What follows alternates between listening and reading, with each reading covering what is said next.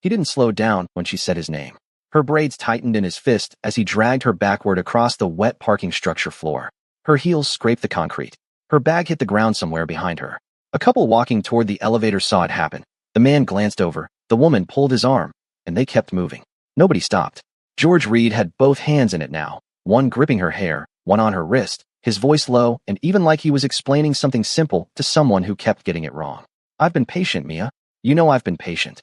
She got one hand free and raked it across his forearm. He didn't flinch. 8 months. She'd been gone 8 months, and he still moved like he owned whatever room she was in. Then headlights swept across the structure. A car, black, quiet, the kind that costs more than most people's apartments, rolled into the last open space near the east wall. The engine ran for a moment. Then it cut off. The man inside didn't get out right away. He sat there in the dark behind the wheel, watching through the windshield. Still, like someone who had all the time in the world and knew it. George hadn't noticed yet. Mia had. Before we go on, let me ask you something quickly. I've been wondering where people who enjoy stories like this are actually watching from these days. Are you the type watching on your phone in bed, sneaking it on your laptop at work, or sitting comfortably in your living room with your TV? Tell me in the comments, and also tell me where in the world you're watching from. I'm honestly curious. Do people still use tablets for this, or is that phase gone? Now let's go back. 8 months earlier, on a Tuesday night in February, Mia Carter had packed one bag. Not because she was being dramatic, because she'd done the math and one bag was all she could carry if she needed to move fast, and she needed to move fast.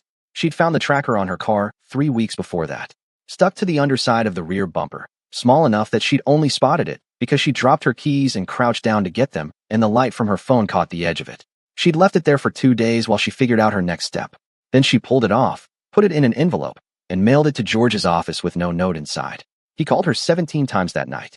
She didn't answer. What broke it? The actual thing, the moment she understood what she was living inside, wasn't the tracker. It wasn't the time he'd shown up at her campus office and sat in the hallway outside her door for 2 hours without telling her he was coming. It wasn't even the night things got physical, though that night lived in her body in a way she couldn't fully describe. It was a Sunday morning. She'd been sitting at the kitchen table in the apartment they shared, working on her research, and she'd looked up and seen him standing in the doorway watching her. Not doing anything, just watching. And when she met his eyes, he smiled, slow and satisfied, and said, "You're not going anywhere." He meant it like a compliment, like a reassurance. That was the moment. She'd started planning the same afternoon. The hard part wasn't leaving. The hard part was that she'd loved him once. Genuinely. The way you love someone when you're 24 and they're 27 and they look at you like you're the answer to a question they've been asking their whole life. George Reed was charming in the specific way that's hard to explain to people who haven't experienced it. The kind of charming that makes you feel chosen, important, seen. It took her a long time to understand that what he actually wanted wasn't her. It was her compliance. The two things had looked identical for long enough that by the time she could tell the difference, she was already deep inside something that was hard to climb out of. She'd climbed out anyway. She'd taken the valet job at Club Obsidian 6 weeks after moving into her new place, a studio in a neighborhood George wouldn't think to look. The job was supposed to be temporary. Then she'd started noticing things, the names on the cars, the patterns in who visited when, the way certain men always arrived together and always paid in cash despite wearing watches worth more than her annual tuition. She'd started taking notes on her phone, then in a dedicated notebook. Then she'd reached out, carefully, to Min Jun, a nervous man in his early 40s who worked in the accounting department of a company she'd traced to Club Obsidian's ownership structure. It had taken her 4 months to get Min Jun to trust her enough to meet in person. Another month after that for him to hand her the drive. 7 months of work. 7 months of being careful, being precise, keeping her head down and her eyes open.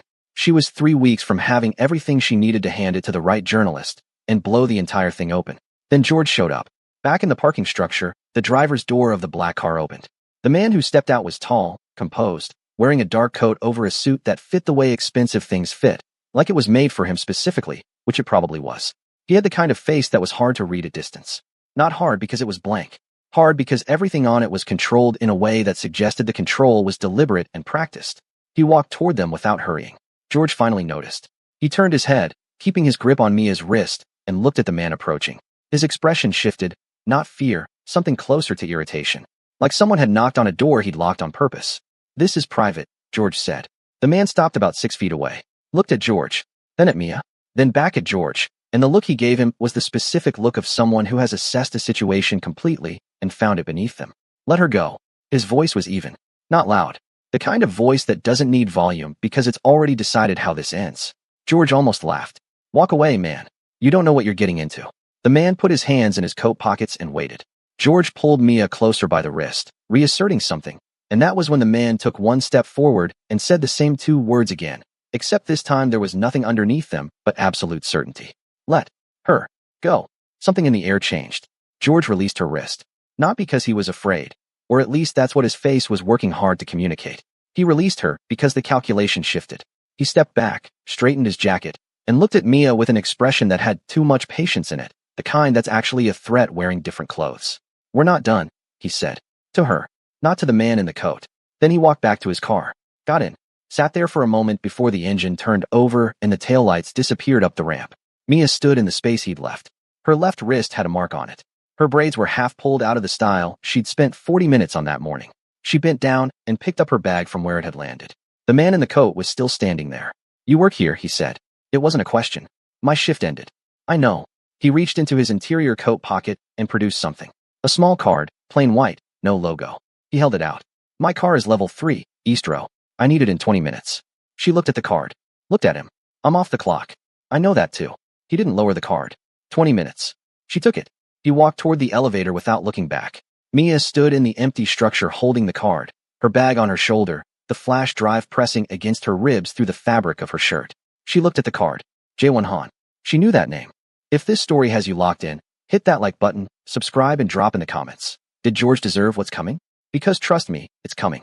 Mia had seen Jae-won Han's photo exactly once, attached to a financial profile she'd pulled during her 3rd month of research. The profile was 8 pages. She'd read all of it. Han Capital. Net worth somewhere north of 4 billion, depending on the quarter. Offices in Seoul, Singapore, and Los Angeles. No scandal attached to his name. No litigation, no public feuds, which in the world she'd been studying meant either he was genuinely clean or he was very good at keeping things quiet. The drive Min-jun had given her contained his name twice. Not as a perpetrator, as a victim. Someone had been siphoning from a Han Capital subsidiary account for years, small enough amounts each time that it wouldn't trip automated flags, large enough in aggregate that it had added up to something in the 8-figure range. She hadn't gotten deep enough into that thread yet to understand the full shape of it. She'd been focused on Jiho Song and the money laundering structure first. Now she was standing in the elevator of Club Obsidian's parking structure, holding a card with Han's name on it, going up to level 3 to bring him his car. She almost didn't go. She stood in the elevator for a full beat after the doors opened on 3, her hand against the frame, running the logic. He'd watched what happened in that structure. He'd intervened. He knew she worked there. Those 3 things together meant he'd been paying attention to her specifically before tonight, and she needed to understand why before she got any further into a conversation with him. She brought him the car. He was standing at the elevator bank when she pulled up, his assistant, a young Korean man in a slim gray suit, beside him with a tablet, talking in a low voice about a morning meeting. Jae-won took the keys from Mia without looking at her directly, then handed them to his assistant and said something to him in Korean. The assistant nodded and got in the car. Jae-won turned to Mia. Walk with me. She didn't move. I don't think that's. I have footage, he said. Quiet. Conversational. Like he was mentioning the weather. Camera on the east wall of level 2. You and a man exchanging something near the stairwell door about 4 hours ago. The man is Min-jun Oh. He works for a subsidiary of a company that I own. The elevator doors behind her opened and closed on their own cycle. I'm not going to do anything with it, he continued, before she could speak. That's not why I'm telling you. I'm telling you so we don't waste each other's time pretending this is a simple situation. What do you want? The same thing you want. He said it without hesitation. Jiho Song, and everyone connected to him, to be held accountable for what they've done. She looked at him for a long moment. The parking structure was almost empty now. Somewhere below them a car alarm chirped once and went quiet. How long have you known about me? She said. 3 weeks. And you waited. I wanted to see how far you'd get on your own. You got further than my investigators did in 6 months. He said it without flattery in it. Like a data point. The man tonight. Is he going to be a problem? That's not your concern. It becomes my concern if he compromises what I'm about to propose. He reached into his coat pocket again and produced a phone this time, unlocked it, and held it out to her. On the screen was a photograph. A building exterior, generic, could have been anywhere. That's the office space Jiho Song uses to process the transfers. It's registered to a shell company called Jinyu Holdings. I've had people trying to get inside that corporate structure for 4 months. They keep hitting the same wall. She looked at the photo, then at him. What's on the drive isn't enough to get you through that wall. Maybe not alone. But I have resources you don't.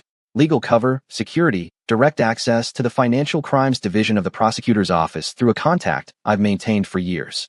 He took the phone back. You have the evidence. I have the infrastructure. The question is whether you're willing to work inside a structure you don't control. That's a very honest way to pitch it. I don't have time for dishonesty. She laughed, not warmly, just the short, involuntary kind. You watched a man drag me across a parking garage, and your first instinct was to pitch me a business arrangement. Something moved across his face. Not guilt exactly, closer to acknowledgement. I intervened. After sitting in your car for 20 seconds. 15. He said it without blinking. I needed to assess the situation. She stared at him. He didn't look away. I'll think about it, she said. Think tonight. I need an answer by morning. He turned toward the stairwell. You shouldn't go back to your apartment. Not tonight. I don't remember asking for your opinion on that. He stopped. Turned halfway. The man who grabbed you, does he know where you live? She didn't answer. Then don't go home tonight. He pushed the stairwell door open. Think about the offer. He was gone before she could respond. Mia stood alone on level 3. The concrete smelled like exhaust and rain coming in through the open sides of the structure. She shifted her bag on her shoulder, felt the drive beneath her shirt. She called Journey. Journey picked up on the second ring. Already in the middle of something, background noise loud, and then Mia said, "Can I come over?" And Journey immediately went quiet. What happened? I'll tell you when I get there. Mia, I'm fine. I just need somewhere to sleep tonight. A beat. Get in a cab. I'm home. Journey's apartment was small and warm and smelled like the candles she burned obsessively, something cedar and something citrus that Mia had always found genuinely calming. Journey herself was sitting on her kitchen counter in an oversized sweatshirt when Mia arrived, and she stayed on that counter while Mia talked, which meant she was taking it seriously because Journey only stayed still when something had her full attention. Mia told her about Min Jun and the drive, about George showing up at the club, about what happened in the parking structure, about Jae-won Han. When she finished, Journey was quiet for a long moment. How bad was it? With George. I'm fine. That's not what I asked. Mia set her bag on the kitchen table, pulled up her sleeve. The mark on her wrist had darkened into something more visible. Journey looked at it without saying anything. Then she got down from the counter and went to the freezer and came back with a small ice pack and handed it to her. You're not going back to that apartment, Journey said. I know. And you're not seriously considering working with this Han guy. I haven't decided. Journey tilted her head. Mia, he has things I don't have. And what I have, I can't finish alone. George showing up changes the timeline. She pressed the ice pack to her wrist. I was 3 weeks out. Now I don't know. You don't know this man. I know his financials. I know his company structure. I know he's been a victim of the same people I'm investigating. That doesn't mean he's safe. Nobody in this is safe. She said it without self-pity. Just a fact. But he came out of that car. He didn't have to. Journey looked at her for a long time. If something goes wrong, I'll call you first. Mia held up the card. I'm going to sleep on it. She slept on Journey's couch with the flash drive in her hand, her phone face down on the floor beside her, and George Reed's voice somewhere in the back of her head, patient and even. We're not done. At 5:47 in the morning, she picked up her phone and sent a text to the number on the back of Jae-won Han's card. I have conditions. His response came in under a minute. Of course you do. 8 a.m. Address to follow. This story is just getting started. Like this video if you want to see where it goes, and subscribe and tell me in the comments. Do you trust Jae-won? Or is he just a different kind of danger? Han Capital occupied the top 4 floors of a glass tower in Gangnam that Mia had walked past a dozen times without ever looking up. The lobby required a keycard and a phone call to get past the front desk. A man named Han Hyun-soo, Jae-won's assistant, slim, early 30s, the same one from the parking structure, met her at the elevator on the 38th floor and walked her through a space that was the cleanest office she'd ever been inside. No clutter. No personal items visible except for one wall near the far end that she noticed before Hyun-soo guided her away from it. Jae-won was at his desk, standing, not sitting, reading something on a tablet, still in the same suit from last night, which meant he either hadn't slept or had a closet full of identical ones. She guessed the latter. He set the tablet down when she walked in. You said conditions, he said. What are they? I control when and how the evidence is released. Not you, not your lawyers, not your contact in the prosecutor's office. Me. I decide the timing. Agreed. She'd expected pushback. The speed of his agreement made her slow down. The story goes to a journalist I select. Not anyone connected to your company or your interests. Agreed. If at any point I decide to walk, you don't follow me. You don't use what I've shared against me. Everything I give you stays with me if I leave. He considered this one for half a second longer. Agreed. Provided you give me 72 hours notice before walking. 48. Fine. She put her bag on the chair across from his desk. You move fast. Your conditions are reasonable. I don't negotiate reasonable things. He came around the desk. I need to see what's on the drive. You need to see part of what's on the drive. He stopped. Something in his expression shifted, not anger, something more like recalibration. There are sections you're keeping back. There are sections I'm not ready to share yet. She pulled out her laptop. I'll show you the financial transfer records, the shell company structure, and the Jinyu Holdings documentation. That's what you need to start building a case. He watched her set up. Then he pulled a chair around to her side of the desk and sat beside her, not hovering, just positioning himself to see the screen clearly. He smelled like whatever soap he'd used that morning and something faintly like cold air, like he'd been outside recently. She opened the first file. For the next 3 hours they worked. J1 was quiet in the way that meant he was processing rather than disengaged. He asked precise questions when he needed clarification, never more than one at a time, never asking something she'd already explained. She'd worked with enough people to know the difference between someone following along and someone who was actually ahead of her, extrapolating, connecting threads before she'd finished pulling them. He was ahead of her on the financial architecture. She was ahead of him on the human element, the names, the relationships, who owed what to whom. Around 11, Hyunsu brought them food without being asked. J1 didn't acknowledge it beyond moving his notepad to make room on the desk. Mia ate without stopping work. At some point she realized they'd been talking in an unbroken back and forth for over an hour without a single wasted sentence, which was unusual enough that she noticed it. Then he said, Jinyu Holdings. She looked at the screen. The name was there in the corporate registration documents she'd pulled from Minjun's files. What about it? She said. Jinyu. He said it again. Different this time. Quieter. Like he was testing the sound of it. That was my sister's name. Jenhan. Korean nickname. Our parents called her that. Mia kept her eyes on the screen. The holding company was registered 6 years ago, she said carefully. 6 years ago. He was looking at the registration date on the screen. She died 6 years ago. She didn't say anything. How long have you known this? He asked. I found the name connection 2 weeks into working with these documents. I didn't know enough about your family at that point to be sure it was significant. And now I think it's the most significant thing in the entire case. He stood up, walked to the window. Outside, Seoul was doing what Seoul always did, continuous, indifferent, enormous. He stood there for what felt like a long time. His reflection in the glass was as controlled as his face usually was, but something around the edges of it was different. Mia watched him. She didn't reach for something to say. Some things didn't have a thing to reach for. How did she die? She asked. Car accident. He said it flat. On a road she drove every week. In conditions she'd driven in 100 times. The investigation lasted 9 days and concluded with mechanical failure. He turned from the window. I never accepted that. Is that why you started looking into Song Ji-ho? It's why I started looking into everything. He came back to the desk. Saturday. Looked at the screen like it was something he could hold accountable. Someone named a criminal enterprise after my dead sister. I need to know why. We'll find out why. She said it plainly, not to comfort him, because she believed it. He looked at her. For the first time that morning, something in his face was entirely unguarded, and then the control came back up over it like a shade being drawn. But she'd seen it. Keep going, he said. Show me the rest. Meanwhile, across the city, George Reed was sitting in the parking lot of a coffee shop he'd never been to before, on the phone with a number he'd found through a contact of a contact, doing something he hadn't done since his mid-20s when he was still the kind of person who made decisions based on ego rather than strategy. He was making a deal with someone he didn't fully understand yet. Song Ji-ho's voice on the phone was smooth, older, the kind of voice that belonged to a man who'd learned to sound relaxed as a survival skill. You're telling me, Ji-ho said, that she's working with Han Jae-won. As of this morning. Yes. A pause. Not surprised. More like a man reconfiguring something in his mind. And the drive, Ji-ho said. Min Jun gave it to her directly. That's what I understand. What do you want from this, Mr. Reed? George kept his voice level. I want her out of whatever she's gotten herself into. That's all. Ji-ho was quiet for a moment. Of course. The smoothness in his voice didn't change. I'll be in touch. The line went dead. George sat with the phone in his hand. Outside the coffee shop window, people moved past on the sidewalk with their coffee cups and their normal mornings, and he watched them with the specific impatience of a man who has always believed the world should move faster to accommodate him. He'd made the call because he told himself it was about Mia, about getting her to come to her senses before she got herself hurt. He didn't look too closely at the other reasons. He never had. Back in Han Tower, the afternoon light had shifted across the office floor by the time Mia stretched her arms and leaned back in her chair and said, "We're not going to crack Jinyu Holdings from the outside. We need Min Jun to walk us through the internal transfer logs. Min Jun is a risk," Jay once said.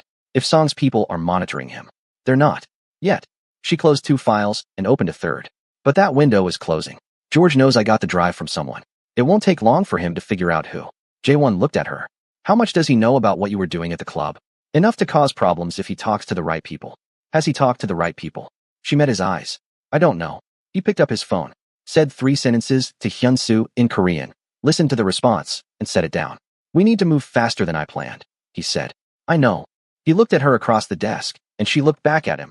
And there was a moment where the late afternoon light came through the glass at a certain angle and caught something in the space between them that neither of them acknowledged, and both of them registered. "You should stay here tonight," he said. "Guest suite on 36. It's more secure than wherever you've been. I stayed at a friend's. And tonight." She looked at the screen, at the files, at the name Genu Holdings sitting in plain text at the top of a corporate registration document, named after a girl who died on a road she drove every week. "I'll stay," she said. "One night." It was 3 more after that. That connection you just felt between them? That's just the beginning. Like this video, subscribe, and drop in the comments. What do you think Jiho Song is planning? Because that phone call is about to change everything. The guest suite on 36 was not what Mia expected. She'd imagined corporate neutral, beige walls, a bed that was technically comfortable, the kind of room that communicated hospitality as an afterthought. What she got was something that felt genuinely considered. A deep gray couch with actual throw blankets. Books on a shelf that weren't decorative, spines cracked, pages bent. A window that looked over the Han River, the lights across the water multiplying in the current. She stood at that window the first night for a long time. She was thinking about George, but not in the way she'd been thinking about him for the past 8 months. Not with the low-grade vigilance she'd gotten used to carrying, the checking of mirrors and scanning of rooms.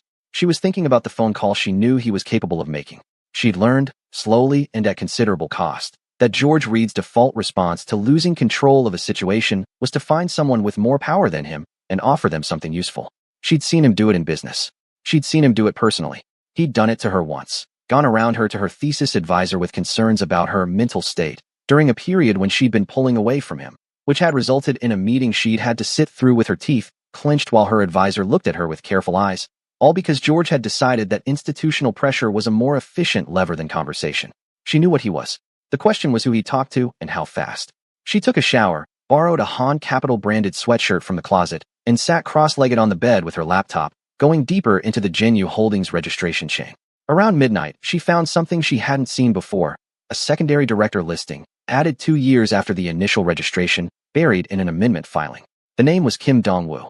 She searched the name, cross-referenced it against the financial files from Min Jun's drive, cross-referenced it against the Han Capital corporate structure. She sat very still. Kim Dong-woo was listed in a Han Capital document from 8 years ago as a board-level financial advisor. He'd left the company 2 years later. The timing placed his departure roughly 4 months before Jin Han's death. She closed the laptop. She sat in the dark room with the river lights moving outside and thought about what she'd just found and what it meant and whether she had any obligation to tell Jae-won tonight. She did not open his door. She set her alarm for 6 and lay down on top of the covers with her clothes on and stared at the ceiling until sleep came and got her around 2. In the morning, Jae-won was already in the office. She could see him through the glass wall when she came off the elevator at 7:30, standing at his desk, on a call, his back to the door. Hyun-soo intercepted her near the kitchen area and handed her coffee without making it a moment, which she appreciated. She waited. When Jae-won ended the call, he saw her through the glass and opened the office door. "You found something," he said. She hadn't said anything yet. She was still holding the coffee cup. "Your face," he said, simply. She came in and set her laptop on the desk and turned it to face him and let him look at what she'd found. He read it. Read it again. Sat down. Kim Dong-woo. The name sitting there in 2 documents simultaneously, one at the bottom of a Genu Holdings amendment, one in a Han Capital personnel record from years before. "He was on your board," Mia said. "He was an advisor. My father brought him in." His voice was level, but his eyes were doing something different. "He left quietly. I was told it was personal reasons. He left 4 months before your sister died." Jae-won looked at the screen. "And 2 years later, he's a director of a company named after her." "Yeah." He stood up and went to the window again. She was starting to understand that the window was where he went when he needed a surface to think against. "My father knew Dong-woo well," he said. "They came up together. Same business school. Same early circles." She didn't say what she was thinking yet.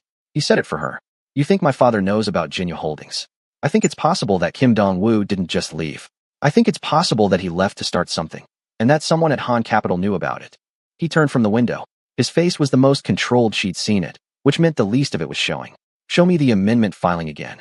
She turned the laptop back toward herself and pulled it up and turned it to him again. He sat down across from her and looked at it for a long time. She drank her coffee. Didn't push. "There's more on the drive," he said finally. "The section you held back." "Yes."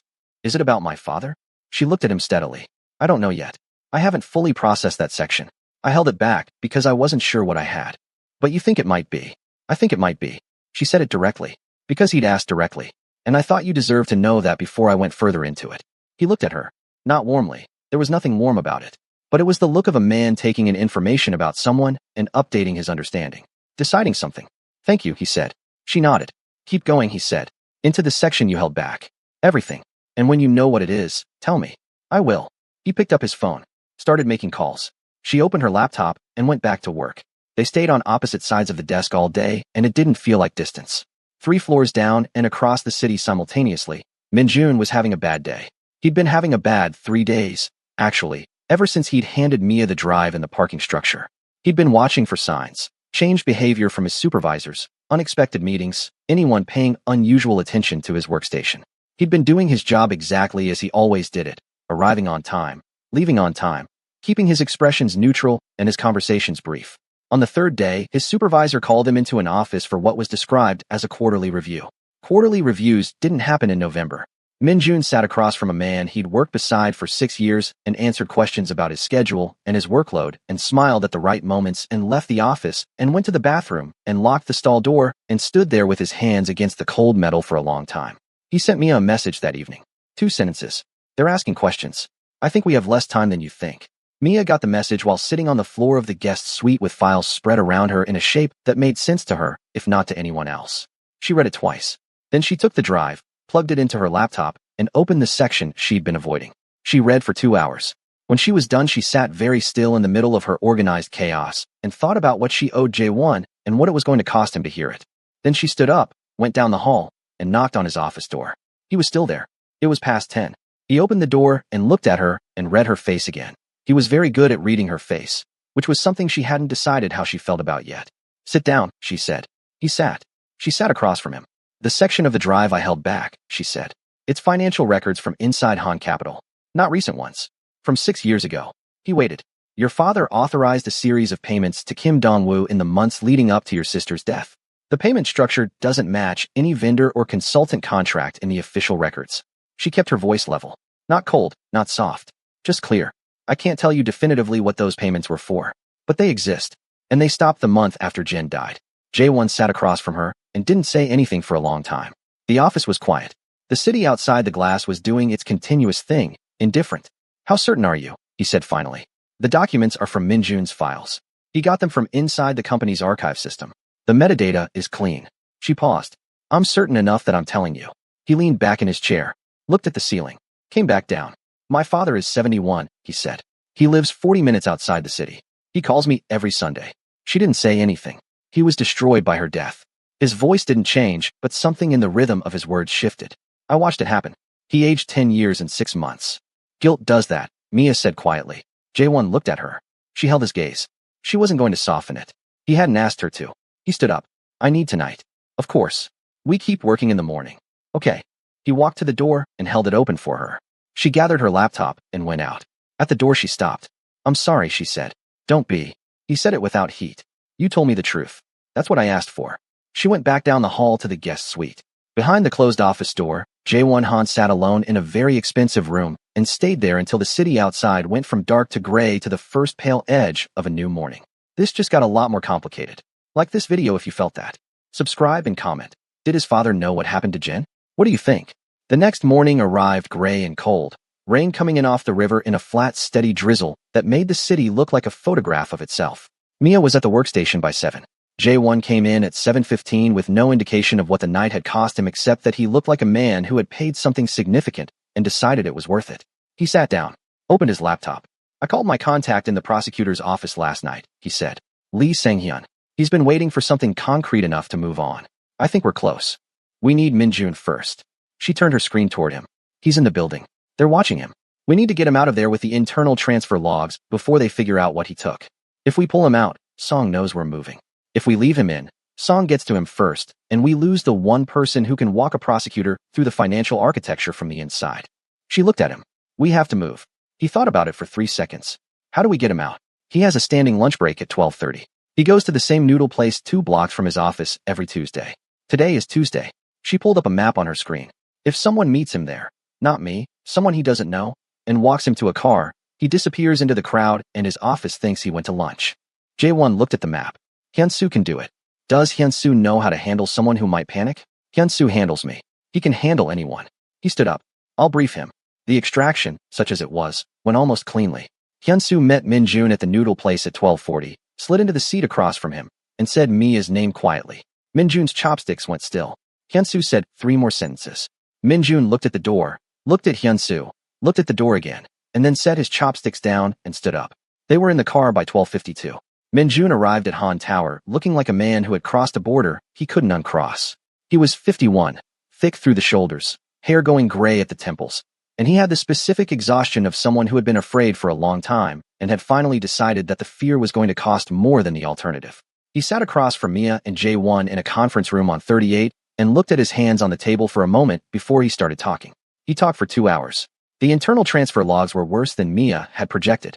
Song Ji-ho had been using the shell company structure for 11 years, not 6, 11, moving money from a network of businesses that existed on paper through Jinyu Holdings into clean accounts in Singapore and one in the Cayman Islands. The amounts in the final 3 years had grown significantly because they'd gotten confident. Sloppy. The kind of sloppy that happens when you've been operating long enough to believe you've become invisible. Kim Dong-woo, Jae-won said at one point. Not a question. More like testing the name against what Min-jun was saying. Min-jun nodded. He manages the Singapore account. Has since the beginning. Who authorized the company name? Mia said. Jinyu. Who chose it? Min-jun looked at Jae-won. Something uncomfortable moved across his face. I don't know for certain. But the registration paperwork was filed by a law firm that Song Ji-ho has used for 20 years. He paused. But the name itself, the instruction to use that name, came in a handwritten note attached to the filing brief. I saw a copy once, by accident. It wasn't Song's handwriting. The room was quiet. Did you recognize the handwriting? Mia asked. No. He looked at the table. But the note said, and I remember this specifically because it seemed strange at the time. It said, she deserves to be remembered for something real. Jae-won sat back in his chair. Mia looked at him. He was looking at the middle distance, the place people look when something has landed and they're still feeling the shape of it. She deserves to be remembered for something real. Someone who had known Jen Han. Someone who had believed, or told themselves they believed, that naming a criminal enterprise after her was a form of memorial. The psychology of it was so distorted that it almost circled back around to sincere, which made it worse. Your father, Mia said quietly. Jae-won didn't deny it. After Min-jun was taken to a safe location that Hyun-soo had arranged, a property Jae-won kept outside the city, bland enough to be invisible, Mia and Jae-won were alone in the conference room with the files spread between them and the rain still doing its flat gray work outside the windows. I have to call him, Jae-won said. Not yet. She said it quickly but not harshly. If you call him now and he knows we're close, he could reach out to Song. Even unintentionally. My father wouldn't. You didn't think he knew about Dongwoo either. She said it directly, not unkindly. Wait until we have everything locked. Lee Sang-hyun has the documents. We give him the transfer logs today. He can move on Song Ji-ho within 48 hours. After that, your father can't do anything that changes the outcome. He looked at her. She could see him weighing it. She understood what she was asking. She was asking him to hold something devastating at arm's length for 2 more days, which was a different kind of hard than not knowing. 48 hours, he said. 48 hours. He nodded. Once. Final. She reached across the conference table and picked up her pen and went back to organizing the documents for the prosecutor's office. He watched her for a moment and then did the same, and they worked side by side through the afternoon while the rain came down outside and the city moved below them, indifferent as ever. At some point Hyun-soo brought food again. At some point the light shifted from afternoon to evening. At some point Jae-won said something about a specific transaction date, and Mia responded, and their exchange kept going, sharp and fast, and uninterrupted, and at the end of it Jae-won said, "You're very good at this," and Mia said, "So are you." And neither of them said anything after that for a few seconds. Then Jae-won's phone lit up. He looked at it. His face did something she hadn't seen before, not alarm exactly. Controlled alarm, if that was a thing. It's Song Ji-ho's private number, he said. She put her pen down. He answered. Put it on speaker. Ji-ho's voice was exactly what she'd imagined from his photograph. Smooth, practiced, the voice of a man who had learned that sounding calm was the most effective form of aggression. Jae-won, he said, like they were old friends. I think we need to talk. Just the two of us. About what? Jae-won said. About the fact that you have Min-jun-oh in a building outside the city. A pause. And the fact that the woman he's been working with has been sitting in your office for 4 days. The rain outside. The city below. And I think, Ji-ho continued, that before this goes somewhere neither of us intended, you and I should have a conversation about what really happened to your sister. Jae-won's hand on the table was perfectly still. Tomorrow morning, he said. Send me an address. I'll do that. The smoothness again. Come alone. The line ended. Mia looked at Jae-won. You're not going alone, she said. I know. He picked up his phone. I need to call Lee Sang-hyun tonight. Jiho Song just made his move. Like this video if you're locked in, and subscribe. Comment. Is Jiho trying to negotiate, or is this a trap? Because Jae-won is about to find out. Lee Sang-hyun arrived at Han Tower at 9 that evening. He was 60, compact, wore glasses on a chain around his neck, and carried a battered leather briefcase that he'd apparently been using since law school based on its condition. He looked like someone's grandfather and moved like someone who had won a lot of fights that other people hadn't seen coming. He reviewed the documents Mia and Jae-won laid out for him at the conference table over 2 hours, asking questions in a voice so quiet she sometimes had to lean forward to hear him. He didn't react visibly to anything, not the transfer logs, not Min Jun's testimony summary, not Kim Dong-woo's name, not the Jinyu Holdings registration documents. When he was done, he folded his glasses back around his neck and looked at Jae-won. If we move, he said, we move on all of them at once. Song Ji-ho, Dong-woo, the shell company directors. Any sequenced arrests give the others time to move assets or disappear. How long do you need to prepare? Jae-won said. 48 hours.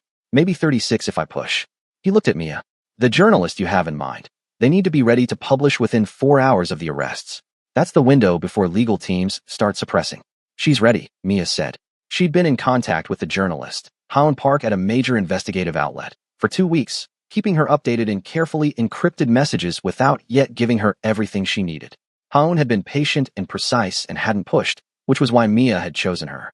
Song called me tonight, Jae-won said. He wants to meet tomorrow morning.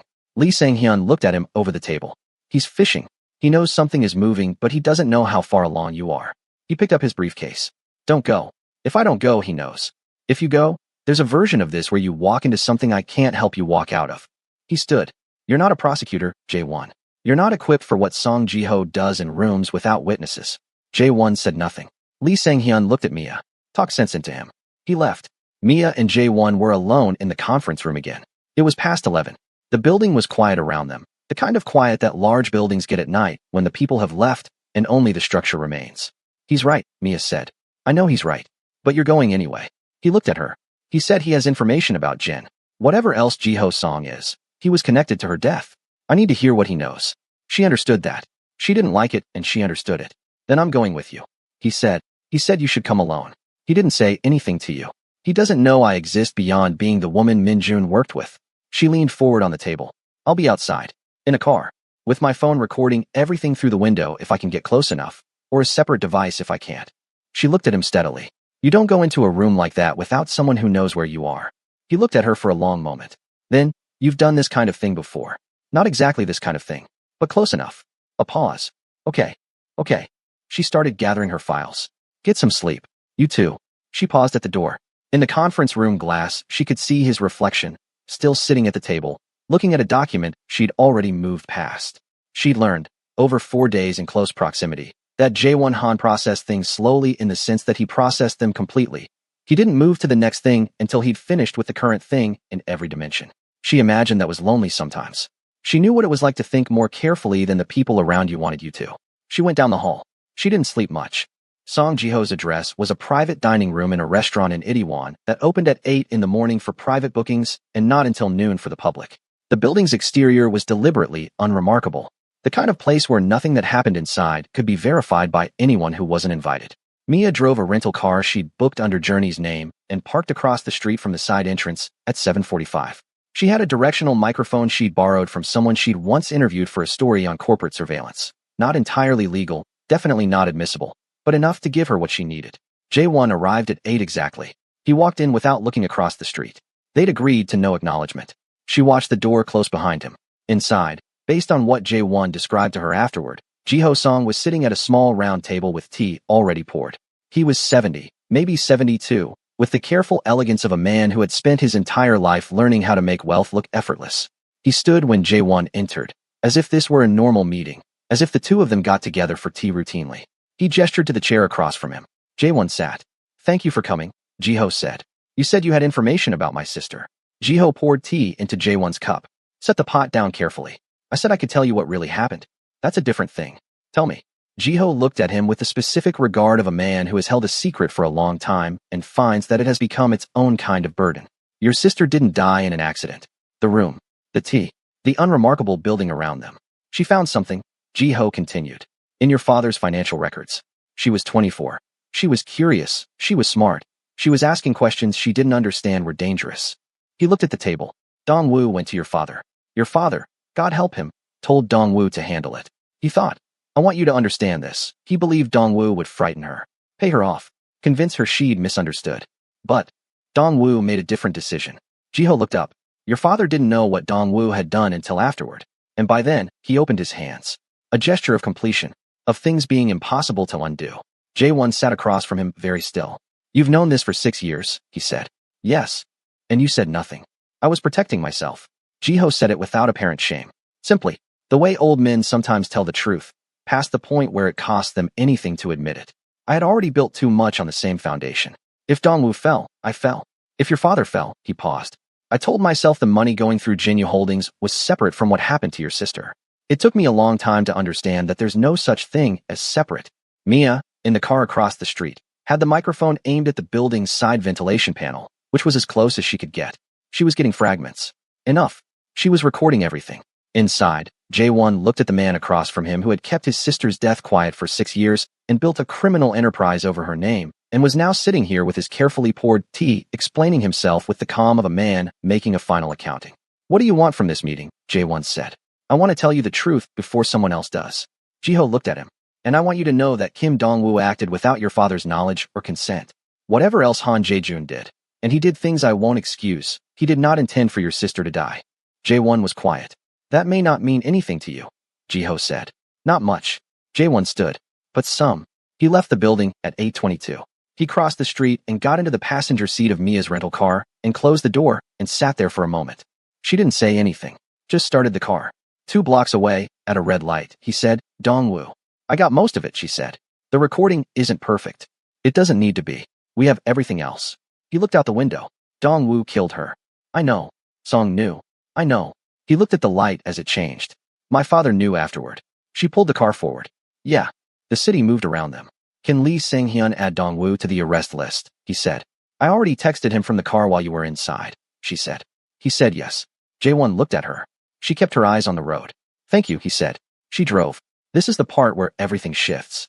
Like this video and subscribe. Drop in the comments what you think Jae-won is going to do about his father. Because that conversation is still coming. 31 hours. That's what Lee Sang-hyun needed in the end. He called Jae-won at 7:15 the following morning with 2 words. We're ready. Mia was already at her workstation when the call came. She heard Jae-won's side of it from across the office. When he hung up, he looked at her and said, Tonight. And she nodded and picked up her phone to call Haun Park. Haun answered on the first ring. She always answered on the first ring, which was one of the things Mia respected about her. Tonight, Mia said. A pause. How many? Song Ji-ho, Kim Dongwoo, 3 shell company directors. Simultaneous. Window. 4 hours from the first arrest. Maybe less. I'll be ready. Haun paused again. Are you safe? Working on it. She hung up. Jae-won was looking at her from his side of the desk. You should call your friend, he said. The woman you were staying with. Make sure she's somewhere safe tonight. Mia had already thought of that. George, she said. If he's been working with Song and Song gets taken tonight, George will have no one left to back him up. She picked up her phone. He'll come for me directly. Not if we've already handled it. She looked at him. What does that mean? Jae-won opened his laptop. I had Hyunsu run a background on George Reed 3 days ago. The car in the parking structure. It's registered to a holding company. The holding company has a financial relationship with a company that Song Ji-ho controls. He turned the laptop toward her. George didn't just show up at the club that night. She looked at the screen. The corporate chain. The names. He was already connected to Song, she said. Loosely. Before that night. After he saw you with me. He made it formal. Jae-won closed the laptop. He took money from Song in exchange for information about your investigation. The room was quiet. She'd known George was capable of a lot of things. She'd cataloged most of them over the years of loving him and the year of leaving him. But there was still something specifically cold about seeing it laid out in corporate structure form. A man who told her he loved her, trading her safety for access to someone else's power. Okay, she said, quietly. Then she looked up. How do we handle it? Hyunsu has been in contact with Lee Sang-hyun's office. George's financial connection to Song is thin, but documentable. It's enough. He met her eyes. He gets picked up with the others. She nodded. She turned back to her screen and kept working. Her face was completely still. The hours between morning and evening had a particular quality to them that Mia would think about later. Not slow exactly, but dense, each hour carrying more weight than the last. She and Jae-won worked through them methodically, finalizing the document package for Haun, confirming Min-jun's protected status, verifying the chain of evidence that Lee Sang-hyun's office needed to be airtight. Around 4 in the afternoon, in a gap between tasks, Jo-won said, "I called my father this morning." She looked up. "Before the arrests. I needed him to hear it from me." He was looking at a document on his screen, but not reading it. He didn't deny anything. He cried. He's 71 years old, and he cried on the phone, and I didn't know what to do with that. She waited. Lee Sang-hyun says his exposure is limited. He covered up the payments to Dong-woo, but he didn't participate in the broader criminal enterprise, and there's no direct evidence he knew what Dong-woo intended. He paused. "The prosecutors will decide what to do with him." "And you?" she said. "I don't know yet." He looked at her. "There's a version of this where I understand that a man can make a terrible decision out of fear and spend the rest of his life carrying it. There's another version where I never speak to him again." He was quiet for a moment. "Right now I'm somewhere in between." "That's a reasonable place to be," she said. "Is it?" "Yeah." She looked back at her screen. "Most true things are somewhere in between." He watched her for a moment. Then he went back to work. At 5:30 Hyun-soo came in with a quiet knock and said something to Jae-won in Korean, and Jae-won said something back and then looked at Mia. "They're moving in 3 hours," he said.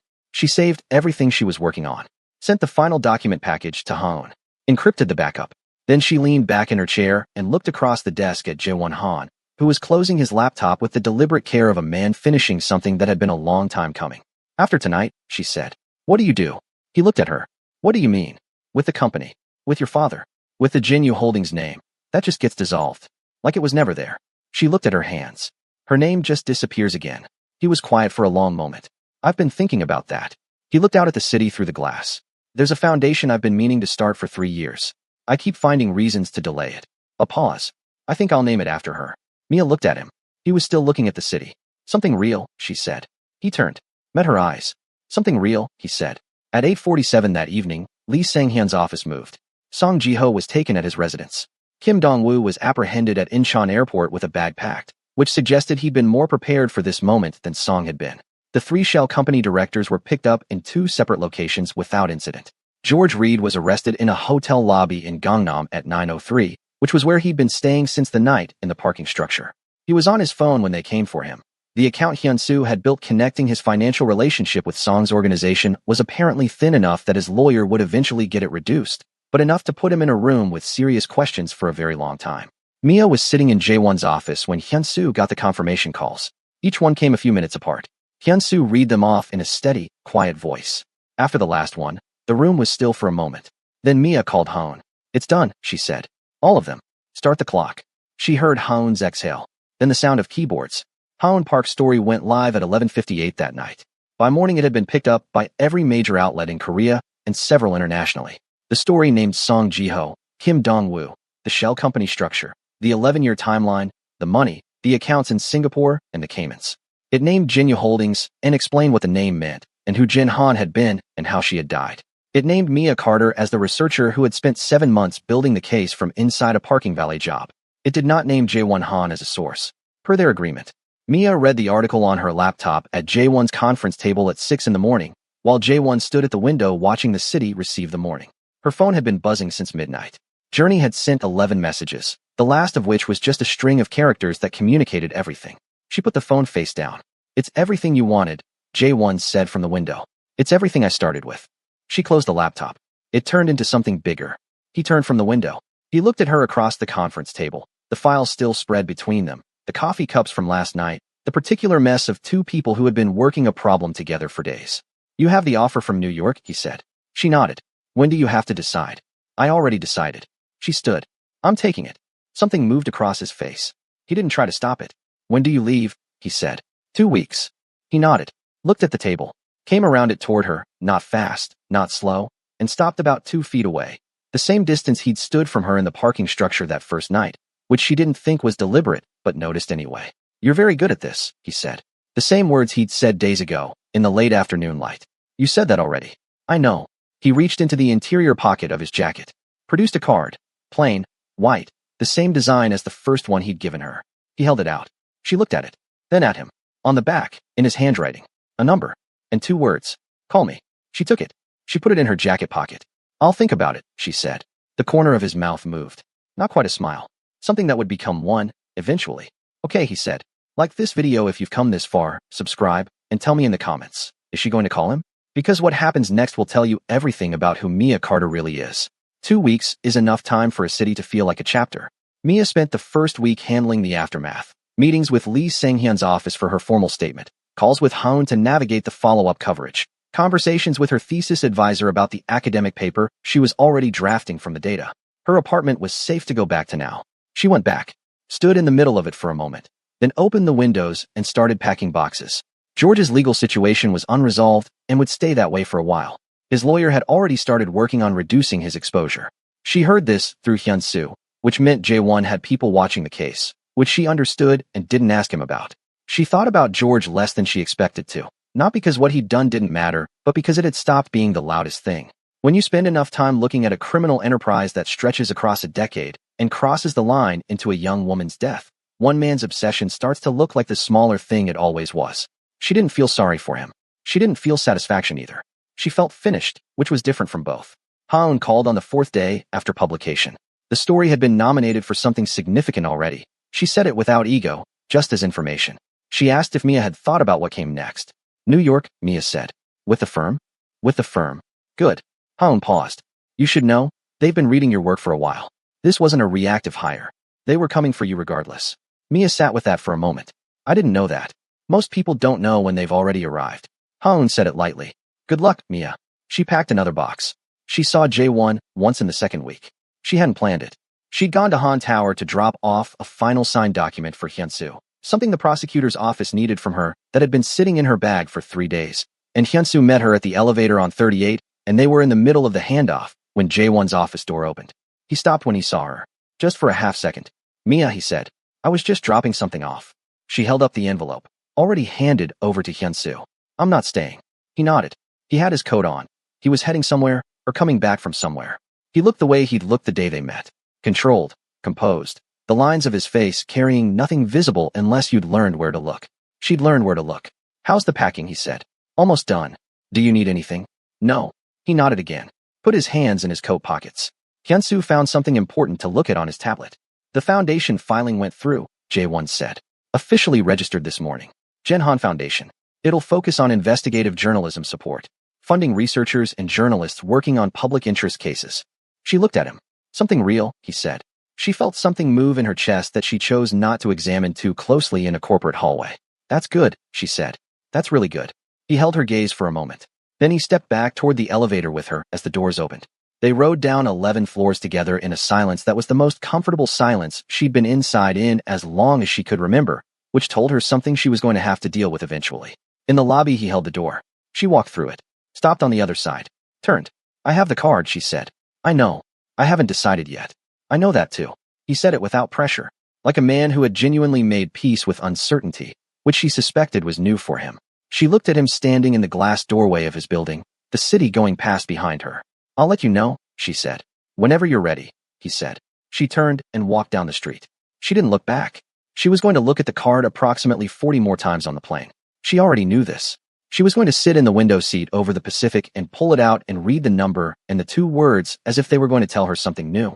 And every time they were going to say the same thing they'd said from the beginning. Call me. The night before her flight, Journey came over with food and wine and sat on the floor among the boxes and said, Are you actually going to be okay? Yes, Mia said, and meant it. The George thing is handled. The Jae-won thing. Mia poured the wine. Is complicated. Mia. What? Journey looked at her with the specific look of a woman who has known someone long enough to be exhausted by their self-protection and fond of it simultaneously. Call him. I haven't decided. Yes, you have. Journey picked up her glass. You've decided and you're waiting for some reason that sounds good in your head, but probably isn't. Mia drank her wine. He lives here, and I'm going to New York. Planes exist. It's complicated. Everything real is complicated. Journey gestured at Mia with her glass. That's not a reason. That's a description. They ate.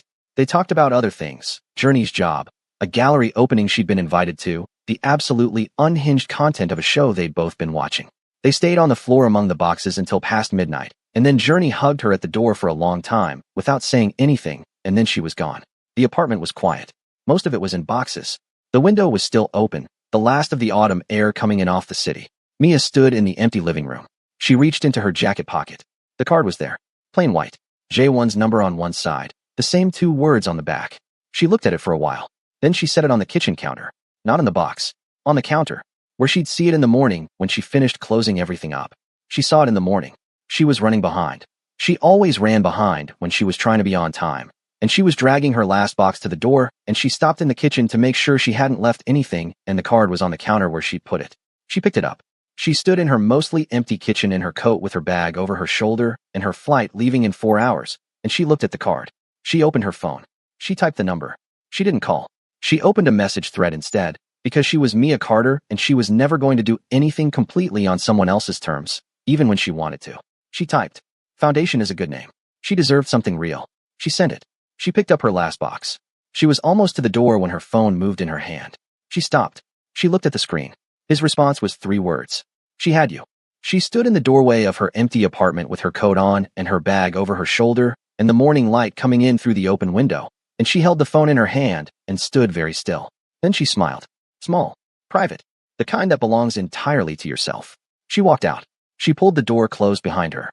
Somewhere across the city, in a glass office above the Han River, a man in a dark coat sat at his desk and looked at his phone and then set it down and looked out his window at the city he'd been watching for years, and for the first time in a very long time.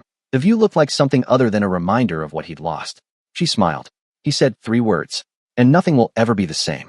If this story moved you, if you felt every single moment of it, hit that like button right now. Subscribe so you're here when we do this again, because there are more stories where this came from. And drop one thing in the comments. What were those 3 words worth to you? Because to me, that's the whole story in one line. Thank you for watching.